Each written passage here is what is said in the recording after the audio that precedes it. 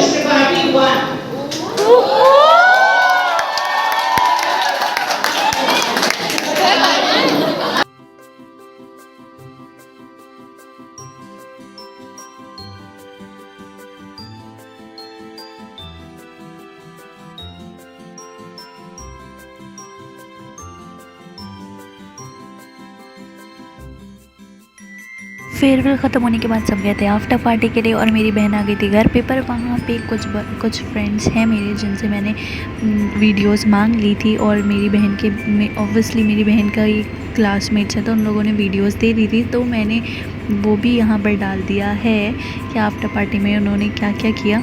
क्योंकि रमज़ान था और रोज़ा चल रहा था तो मेरी बहन वापस घर आ गई थी।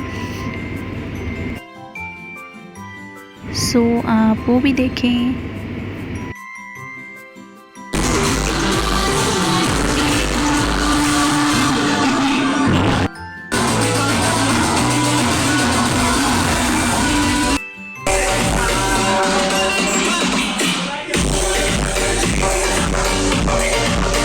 सो फाइनली मेरी बहन आ गई थी घर पर और उसने इतनी सारी चोटें लगाई हुई थी क्योंकि वो गिर गई थी और उसके हाथ में चोट थी, पैर में चोट थी, पूरी जगह पे चोट थी। और मैं इफ्तार बनाने में और खाला चले गए थे तो खाला ने चढ़ा दिया था छोला बनाने के लिए और छोला चढ़ाकर वो चली गई थी कि उनको कुछ काम था। तो मैंने सोचा मैं क्या बनाऊँ, तो मैंने टमाटर चाट बनाई थी एकदम चटपटी सी।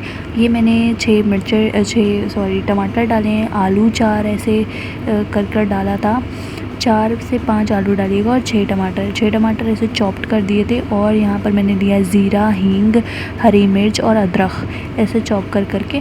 अदरक कम से कम 2 चम्मच ली थी मैंने, एक अच्छा बड़ा सा मतलब अमाउंट। फिर इस तरीके से मैंने आलू मैश कर दिए और इसमें डाल दिए घी कढ़ाई में। अब ये गर्म हो जाएगा फिर मैं अदरक और हरी मिर्च और ज़ीरा और हींग डालकर एकदम गोल्डन फ्राई कर लूँगी। इसके बाद फिर मैं डालूँगी मसाला, ज़ीरा पाउडर, लाल मिर्च और हल्दी डालकर मैंने उसको अच्छे से चला दिया है। फिर हम इसमें डाल देंगे, जब ये अच्छे से पूरा एकदम ब्राउन हो जाएगा तब हम इसमें डाल देंगे टमाटर, चॉप टमाटर, और टमाटर को अच्छे से पूरा मिक्स कर लेंगे। और जब वो पानी छोड़ने लगेगा टमाटर गर्म होके तब आप उसमें थोड़ा सा और पानी मिला देंगे और उसके बाद थोड़ी देर के लिए उसको छोड़ देंगे ताकि वो थोड़ा सा ना गल जाए। फिर उसको मैश कर लेंगे और उसके ऊपर आलू डाल देंगे। आलू को मिक्स करने के बाद आप मसाले डालेंगे और ये इमली का पानी डालेंगे। इमली को थोड़ी देर पानी में भिगा के रख दीजिए, फिर वो डाल दीजिएगा। और यहाँ पे छोला डालकर मेरा पूरा मिक्स करके तैयार हो गया था। और मैंने ये चिप्स डाली है और चॉप्ड ऑनियन डाले थे और ये बन गई है। फिर मैंने ये बनाया है आलू, क्या कहते हैं उसको, कचालू के लिए मैंने तेल डाला, उसमें वो प्याज वाला पत्ता नहीं होता वो काट के डाला है, राई डाली है, चाट मसाला डाला है और बस इतना ही डाला था। और नमक और चिली फ्लेक्स डालकर पूरा फ्राई कर लिया अच्छे से। और उसके बाद फिर मैंने उसको गार्निशिंग के लिए मैंने उस पर ये डाल दिए, क्या कहते हैं, आलू की भुजिया। और फिर मैं बना रही हूँ पॉकेट पिज़्ज़ा। उसके लिए मैंने ये मैदे को अच्छी तरीके से एकदम बेल लिया है, जैसे कि देख सकते हैं आप, मेरा उंगली दिख रही थी मेरी और मैंने ये कम से कम 6 या 4 बेले थे। और उसके बाद फिर मैंने यहाँ पे लिया है ये जो मैंने बेस तैयार किया था। बेस मैंने कैसे तैयार किया है, कीमा है और जो कैबेज होती है मतलब पत्ता गोभी होती है वो एकदम चॉप्ड कैबेज थी और प्याज थी और शिमला मिर्च थी। इन सबको मैंने भून लिया था और उसमें मैंने वो डाल दिया था, क्या कहते हैं, विनेगर और सोया सॉस डालकर और टमाटो सॉस डालकर अच्छे से चला दिया था। और मायोनीज़ डाला है और नमक डाला है।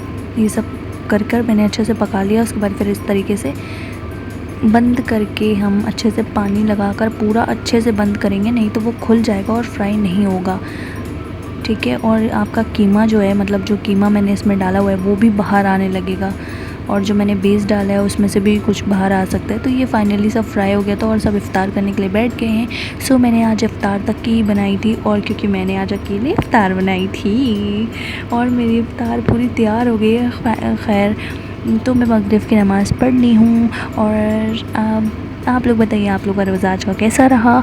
और आई होप आप सबको सब कुछ पसंद आया होगा। अल्लाह हाफ़िज़, टेक केयर और नेक्स्ट व्लॉग में मिलते हैं। बाय बाय, दुआओं में याद रखिएगा।